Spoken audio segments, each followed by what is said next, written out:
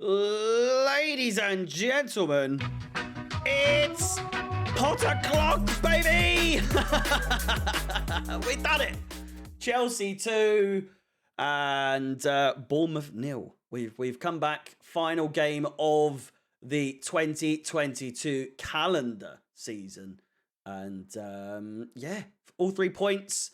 We managed to do it in the end, albeit the last half, the second half was just an absolute shambles in terms of quality, especially once James went off injured, which we'll get into that in just a second. But yeah, we just like to make things as hard as possible, don't we? Man United are currently 1-0 up. It's not a good thing to see. But anyway, yeah.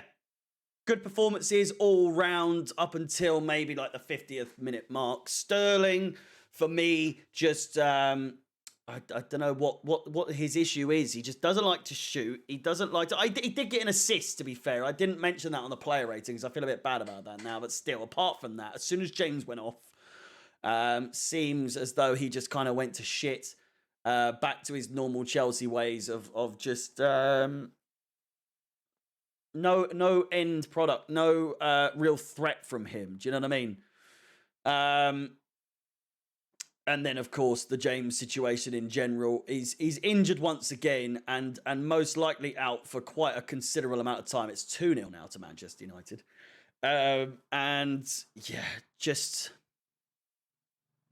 such a shame, you know? I feel like we're such a better team with him playing.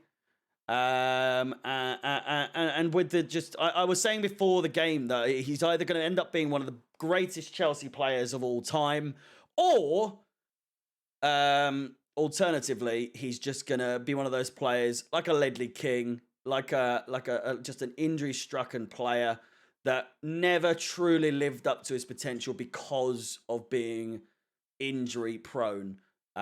It's not what you like to see, especially in my eyes, our best player, our greatest asset.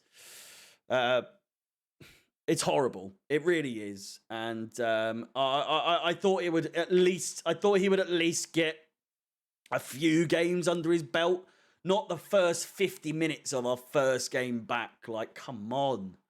It's just ridiculous. Other players, Thiago Silva held the back line really well. Kepa, I thought, had a fantastic game and kept some really good opportunities from Bournemouth out. Not that they had that many, but he definitely did a good job. Keeping Mendy at bay, especially with all that situation going on with him. Mount, Kai Havertz, what can we say? They delivered. They did deliver. And, I mean, say what you want about them. I've certainly said what I think about them in the past, especially this season. I mean, more specifically, this is only really the first season I've been too critical of either of them. Hey, what can you say? First game back, and they've shown us exactly what they can do. Kai Havertz, goal and an assist. Mason Mount with a beautiful finish, an absolute masterful finish from him. And, yeah, showing everyone what they can do. However, I might preface, it's all well and good. And, you know, happy for them, happy for us, more specifically. But I would like to see this on a regular basis. Kai Havertz looked like a menace. He looked like a nuisance to Bournemouth, especially in the first half. Mason Mount as well. But again, lovely to see. Fantastic to see. I love it. I really do. Now all I want is consistency. That's all I'm asking for. Before the World Cup, it was very much a case of, you know, people trying to keep fit, not miss out on the World Cup and everything like that. And now that we're back, not Mount and Havertz exclusively, but as a whole, as a cohesive unit, as a Chelsea team, there's no excuses anymore for poor performances or under 100% commitment or a lack of aggression or a lack of commitment, like I said, in this side. I feel like if you want to play for this side now, there's no World Cup to look forward to. The Euros are next year or the year after that or wherever it was, whenever it is. it's Chelsea now. It's Chelsea for the next year or two at least. So we got Champions League, we got Borussia Dortmund coming up, we got back-to-back against Manchester City coming up in the FA Cup and Premier League, and top four, which apparently, allegedly, according to Todd Bowley and the consortium, are claiming that top four is a minimum. Obviously, like this is not new. But reports coming out that is the expectation this season. So pressure's on Potter, pressure's on the players. And it will be interesting to see where we end up. Because right now, even with a 2-0 victory over Bournemouth, Bournemouth just didn't produce anything whatsoever.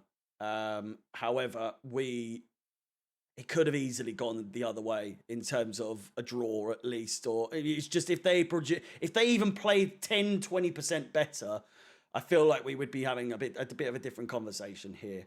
But we're not, and that's the good thing. That's the main point, is that we've actually played well. We managed to keep the clean sheet, which is always a bit of an issue with Chelsea. We have now got 2 goal difference. But yeah, with that said, Chelsea end the year with a win against Bournemouth for the first time in God knows how long. And it is Potter clock, baby. Ladies and gentlemen, we're still trying to struggle our way back into the top 4. We've got a game in hand over several teams. But yeah, with that said, Happy New Year. I will see you when I see you. I can't promise there will be a preview out for the Nottingham Forest game because that is New Year's Eve. But regardless, check me out on Chelsea Fan TV for the watch-alongs. Like, subscribe, hit the bell notification to be notified of any future content that does come up on the channel, including all the live streams for FIFA and all that good stuff. My name is Harry. Love you all. See you next year. Chelsea 2, Bournemouth 0. Chelsea get all 3 points. Goodbye.